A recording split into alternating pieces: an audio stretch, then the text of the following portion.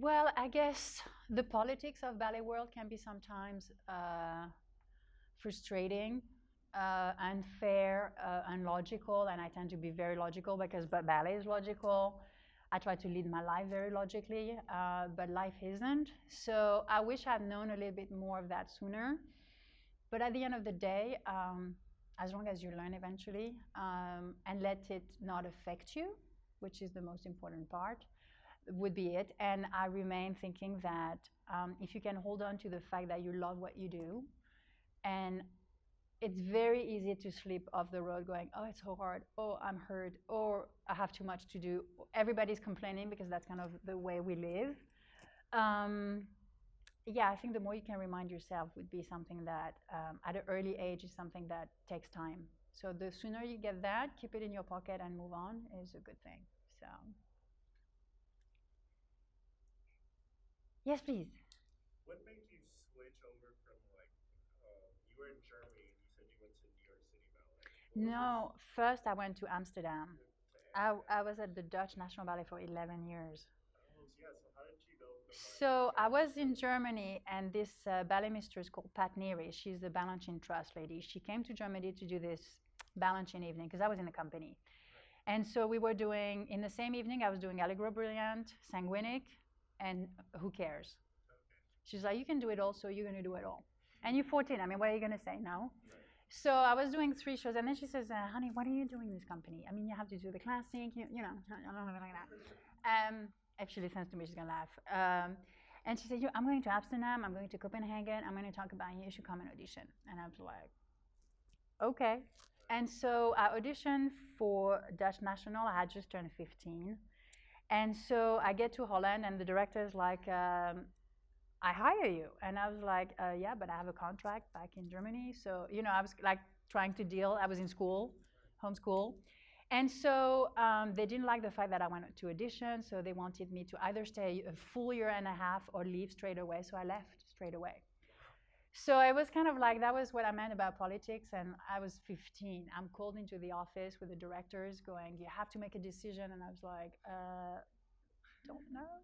But this is not looking so good. So I left for Amsterdam, and after arriving in the company for 3 days, one of the head of the ballet masters in Amsterdam comes up to me and goes, one of our ballerina is injured. Can you do Sanguinic tonight? And I was like, sure. So I took the bus, and I stayed in Holland for 11 years. So I did all my big classics there. Romeo and Juliet, Giselle, Cinderella. And I had a big party because I turned 16 in Amsterdam. So that was my, it was like, I've made it here. Still going to school, trying to manage these 2 things, which is not easy, obviously, as you know.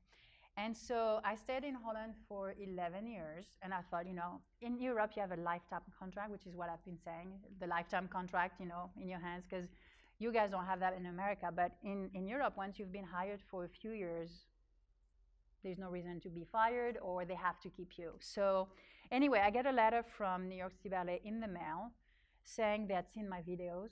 I don't know how, but they were inviting me to join the company for the winter season, and if I was available to call. And I thought it was a joke. So I called the number, the 212 number in New York, and the assistant picks up and she goes, oh, Sofiane, so nice you're calling. I'm going to get Peter Martins for you. And I was like, it's actually true. And so I went for the winter season as a guest, and they asked me to stay. And I had a lifetime contract, so I was like, don't know, I have to think. And so they were a little bit like, well, what do you mean you have to think? It's the New York City Ballet. And I'm like, well, yeah, but I own a house. I have a lifetime contract. I have my life in Europe. You know, it's not like you can just shake it off and go. But eventually, I took the job the year after. So I did City Ballet, and then I joined San Francisco Ballet 5 or 6 years after that. So long journey. And I'm 102, but I look great, right? So that's the journey, yeah. So Dutch National for a long time. And how did you like the? Sorry, I'm sorry. Please, please, please. How did you like the? What was the difference between the 2 companies? What did you like about one? Well, by the time I was invited to join City Ballet, I was in my late 20s. And, you know, I was guesting everywhere in Europe. I had a very established career. So it felt like I was comfortable. And I thought that if I had to make such a move, because for me, America was never the country I wanted to be in. As much as I love it now, after being here for 15 years, for me, I was really European. I would spend my holidays in Europe. I mean, I didn't come to the US until I was invited to come. So I didn't have this thing for the US until much later.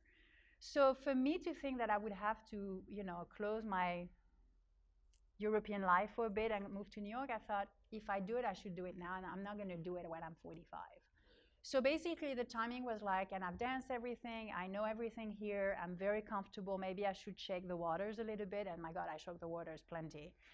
And so I felt like, going to City Ballet was also nice to do the balancing work while a lot of the original people were still working for the company at the time. So I felt like I was part of that history. And so I made that move, but it was shocking. That was the first time I actually got injured. I snapped something in my neck on stage doing fouettes. I came out and I was like, okay, doesn't look so good. And so you learn, when they tell you, well, you can't dance. I'm like, what do you mean you can't dance? Well, you have this bulging disc in your neck, and I couldn't move. I was like this. So they put me in a collar for 3 months. And you start to reflect and you go, whoa, what did I do? I mean, I had my great life in Europe. I owned a house. And then, I moved to America, and nothing is older than 100 years.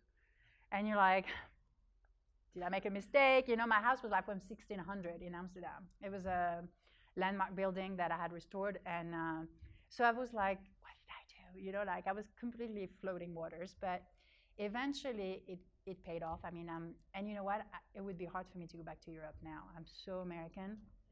Well, the fact that everything gets done, people have that sense of energy. People don't say no at first. Everybody is always with you, and I like that. So I'm having the reverse now. I go back to Europe, and I'm like, what do you mean I can't have the dressing on the side? It's kind of like, and so, that's just a small example, but you're like, really? Like, I'm paying for this, right? And they don't have at all that sense of service, right? Because they pay it anyway, so they don't care. It's like, no, you don't do the dressing on the side. And I'm like, so you learn, and and life is a long journey worth trying for sure. So that's the journey so far. Thank you. Yes, please. So that injury was something that obviously was ballet related, but it was also mental, meaning like I had so much in my mind. I just moved to the US. And it's funny, if I looked at all the European dancers that have moved to the US, within the first 6 to 8 months, people get injured. And I think we don't realize the psychological pressure, but all of a sudden you enter a different culture and an adult age. When you're a child, you don't question, you just do things you don't realize, right? Ignorance is bliss with a capital B. And you don't have that anymore. So all of a sudden you realize that, oh my God, I'm in this new world. I don't really know what's going on. And your body will give you a sign that it's like, this is too much for me. And so I went back to Europe because I couldn't move. I had a collar because I couldn't hold my head. And I went to see that guy who was an osteopath healer, and he was like, so he said, you have to make a decision. You're a little bit like, you were there physically, but your brain is in Europe. And he said, that's just, you have to make a decision. In French, you say you can only sit in one chair. You can only sleep on one bed. So you have to make a decision. You either move to the US and make your life there, or you come back, but you cannot be in between. And so that was really like more of a brain thing. When I have injuries, aches, and pains, I go back and try to do ballet well, meaning a proper first position, a proper fifth position, alignment. You guys, we've talked about this, and I keep saying, I'm trying to keep the doctors away from you. I do that to myself. And so I wouldn't have lasted that long because I've been dancing for 25, plus.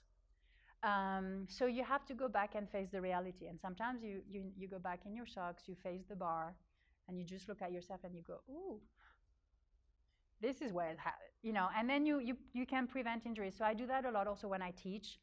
I also help people that have injuries of any kinds to actually see if there's, when you do something wrong often, which is with ballet, you do it all the time. If you can curb that and go back to doing good, usually the problem disappears very quickly. So that's my trick. I don't do drugs, meaning again, people can do whatever they want, I'm not judging, but I try to not take anti-inflammatories, Advil, whatever it is, because I want to feel what it's like. I'd rather know than not knowing. And so I'm very much in tune on what's going on. It's like, ooh, ankle, maybe watch a little rolling. So I'm very, it's like, when you plug the car with the computer and it tells you what's going on. I do that with myself and I do that with other people. And then your eye gets very sharp, meaning like I can see people on the corner of the room off their legs. And it's like, so these are all the kind of things that you train yourself. And I try to do that as I teach, going, do you feel your two weight on both feet? Because that's the trick. Where is your body weight? A lot of issues come with unclarity of where your body is. So I try to do that. And so far it's working. So keeping that. Yes, please.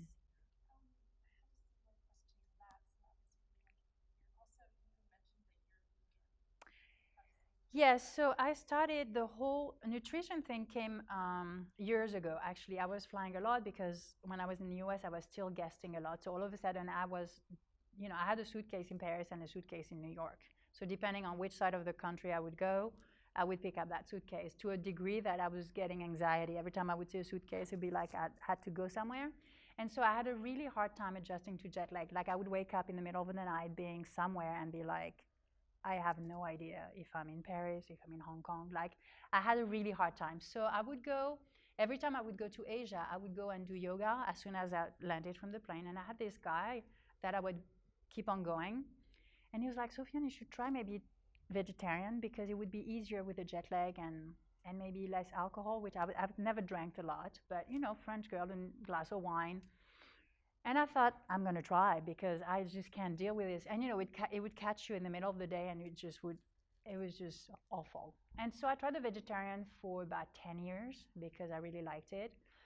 And then I started to sponsor this farm sanctuary in the US, which is a veganism education-oriented farm. And I've completely switched to completely vegan, which is not easy because non-animal. I'm a bit of a fashion victim, so I have a hard time. But in terms of food, it totally works for me. I don't think it's for everybody. I'm not trying to, but I've tried to help people with a lot of inflammation, like Achilles inflammation, like on what do you call that, when they keep recurring. And if you cut dairy, a lot of people just get better instantly. So you just do what works. And for me, vegan actually really works fully. So I recommend it if people ask, but that was my journey with it. And obviously, once you meet animals and you hang out with like pigs and turkey, and I have animals, I have dogs and reptiles for pets. I can't take away who they are and have them as a bag. It just I can't do it. So I'd rather have my desserts crawling around than having a bag. So that's a choice. And again, in terms of food, you have, Lewis Hamilton, Formula One driver, who's vegan. If he can do it at that level, I think we can do it. The Serena Williams sister are completely vegan. So, if you have people at that level, like playing tennis for like 5-6 hours at that speed, I think we can certainly have the energy to do ballet. So I think there's a big also thing like, I need my protein. And again, everybody is different, but you can completely work at that level being vegan. I've seen it, I do it. And again, I've seen people just even cutting milk, cow's milk, just cut that already. And it's like, digestion is better because it's hormones for a baby to grow up. It's not really something that we should have at this point, but that's all education, and it's something that is starting to be a very big movement. I think on the West Coast, I find East Coast, France is starting a little bit, but it's all education, and the food industry wants you to have the steak, the milk, because their money is there, right? So, but do you make choices for yourself or because they tell you you do so? So for me, it was like there was no way back on that one. So I do recommend to try if you've been dealing with some kind or nursing something, try it for a week or two just to see how you feel. Because for me, it was so drastic. I would wake up and I'd be like happy to wake up instead of like this. Like, where is the coffee machine? Like angry, like really? Like this is the time with that alarm on the phone. And eventually you realize that it doesn't have to be this way. So once you've switched that, it's like I'm not going back. So food for thought. So any other questions? Yes, please.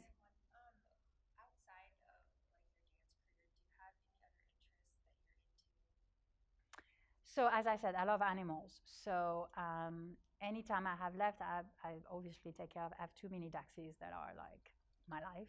I have reptiles, so it's a lot of work just to keep like 6 animals nice and clean all the time. So that's my first thing. I like to read. I like race car racing. So I go to the racetrack whenever there's a race. There's a few people I know that are in the IndyCar race season. So I go up there and just have fun. So that would be my other thing.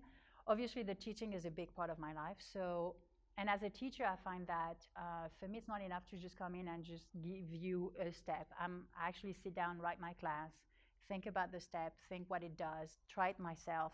So it takes a lot of time, and I'm on schedule at the school in San Francisco. So whenever I'm not dancing much up, I'm going downstairs just like here, and I'm teaching more. So sometimes 24 hours is not enough, but that's what I do on the side. But racing would be like the last thing. I need to do everything else before I go to the racetrack, but that would be the fun thing I do. So thanks. Yes, please. So I like swimming, but nothing like competitive, like going fast. I like swimming at the water. I like yoga a lot. I have had a long period of time I was doing Bikram because Bikram you could do it everywhere. So every country I could just come in, get my card, and do that. Eventually, the smell just got to me a little bit, so I had to take a break. Like you do it for a while, and then there's that morning you walk in and you're like, oh my god, that carpet smell. I just can't really do it today. But yoga is a nice way of cross training. I avoid biking like the plague because I think it's the wrong position. I avoid anything that builds quads or builds a position that's sitting, basically, because I want to actually do the opposite.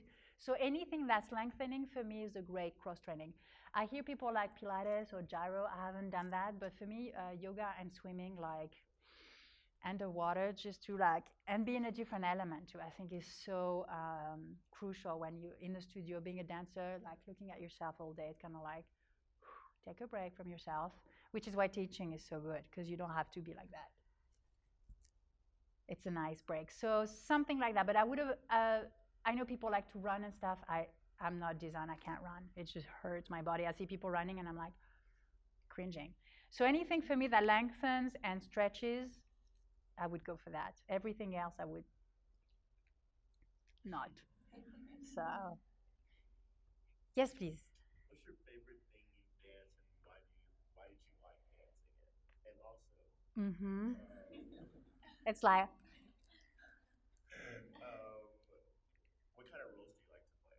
Just all of that. so. This one is easy. So when you have to play, a Giselle, a Sleeping Beauty, Sylphide, it's kind of like the non-human. I mean, Giselle is somewhat human, but she's very young. Sleeping Beauty, she's very young. So I kind of tend to be a strong person. So for me to be like a 14-year-old, like, oh, I'm gonna get married, it's kind of like I have to really put myself into that. Versus if you do Tatiana from Onegin, you can be that young person that grows into being that woman, and so it's easier because it's more of who you are. So for me, always playing the little, that was always like I had to kind of like really, like really. Like the Giselle for me was like, I'd rather do Myrta because it's closer to who I am. Going like, honestly, you fell for that? Duh. So, so in terms of roles like that, it was always like I had to, even Romeo and Juliet, I mean, it was great to do, but I had to kind of put myself into that very fragile, not knowing better. And it's like, it takes a little bit of work. When it comes to new ballets, I guess the last time Bill Bill Forsyth came back to San Francisco 2 years ago to rework a ballet called Pap Arts that was choreographed for Paris Opera. And Bill and I knew each other from my time in Amsterdam. I was probably 17 when he came to Amsterdam, and we were doing Artifact the full evening. And that was the first time, I'm like the dancer on balance. I can turn, I can jump, and he's like, it's great, I love it. I want to see it all off balance. And I was like, oh, how dare you? And then he goes, so I'm trying to go like, oh my God, off balance. What is he talking about? And then he goes, great, it's coming. I said, now can you reverse it? And I was like, oh my God, what is this guy taking? And all of a sudden, you have that person, you're 17 years old, and he's like teaching you something that will be part of your career. And so he taught me being off balance, being in control, doing it backwards, thinking of the space as a 3-4D dimension instead of the ballerina with 2 feet going, I'm on balance.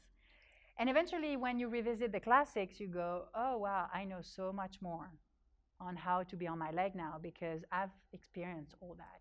And so Bill came back to rework a little bit. Papa's, we thought he was going to change a few things. He changed the entire thing. And so, of course, I was picked.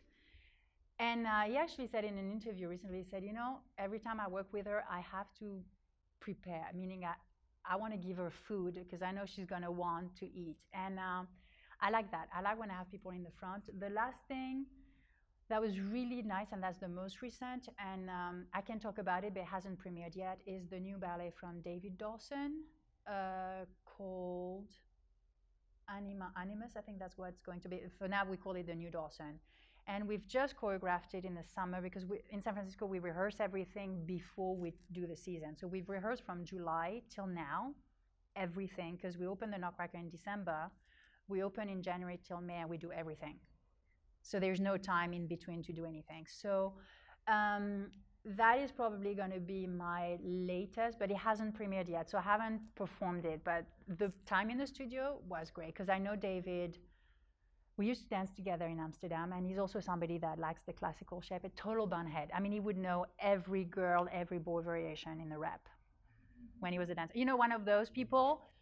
And he comes and choreographs for you, and he also makes beautiful pas de deux, which sometimes when you have a gay person choreographing, it's like maybe you want the man in front.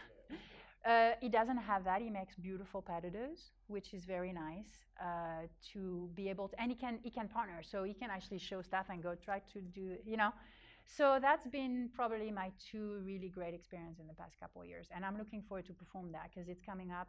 We have 12 new ballets for the festival. So it was kind of like weird because we were working in different groups, and the groups I wasn't working with, I did not see them for 3 months.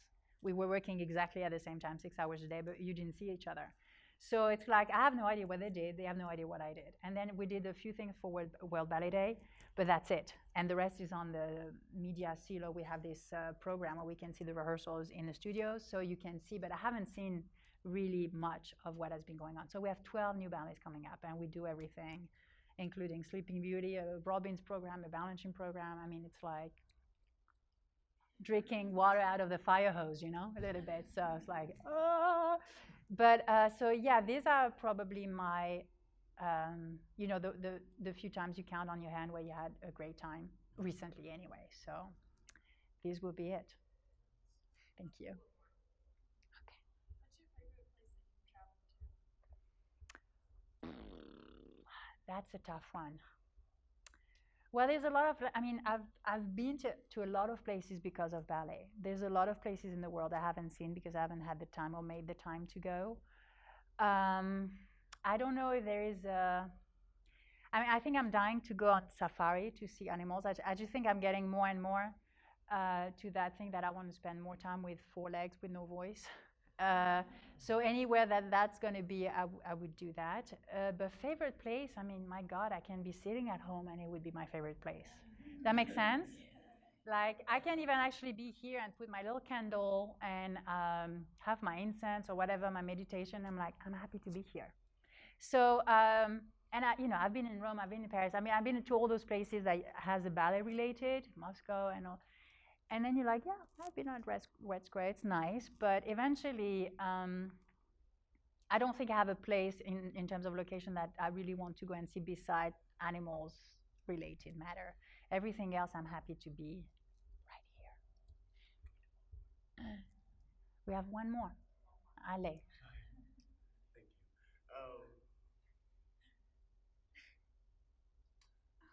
I know what it is. Don't Yeah, worry. sorry. I'm just trying to phrase it right. Out of all the places you've danced, what have you taken away from each place that you've been? So it's a very good question actually, because you know ballet is very international. But beside that, it's French, and for me it's easy. Like even in Russia, tendu E1 E. You're like, okay, I got that, I got that. But I think what I got on most places I've been to is that I've always found people that either loved what they were doing, still at whatever age, and people that wanted to work with me. I've always found wherever I was guesting around the world or being in a different place to have that one person going, hey, would you mind coming to the studio and work with me on this? Or, hey, so do you want to rehearse this? Or do you want to work on that? And I find that very inspiring to actually be in different parts of the world, having people speaking the same language, because I really still think that I love ballet very much, to a degree that sometimes if I see bad ballet, it makes me really angry. Like I get really mad when I see bad stuff because I think it's taking away from the art form. So for me to have been able to see a lot of people in the world that have this thing of going, oh my God, like, you know, I come and teach you guys here. I've been upstairs taking class with the company because I was lucky to be able to squeeze in. And you see people that are opening a new Nutcracker with new sets and costume, and people are like, oh, it's so nice to meet you. And same for me. It's like, it's not because I'm in a bigger company that it's like, I like the fact to see people with a passion. Because if you don't have that, it's such a boring world. And so, again, I don't mean to make it like, oh my God, it's so philosophical. But it's true, if you don't like what you do, it's so much harder. Life is hard. And so, to see people everywhere that have that thing for ballet, and I hope the future is going to be even brighter. That's why I love teaching. That's why I try to keep people healthy, willing, happy. And I also try to keep a class that's fun without being, it's just party, but like, it has to be pleasant. Otherwise, I mean, gee, like, right? So yeah, finding people with a real passion for ballet is something that's been always very special to me.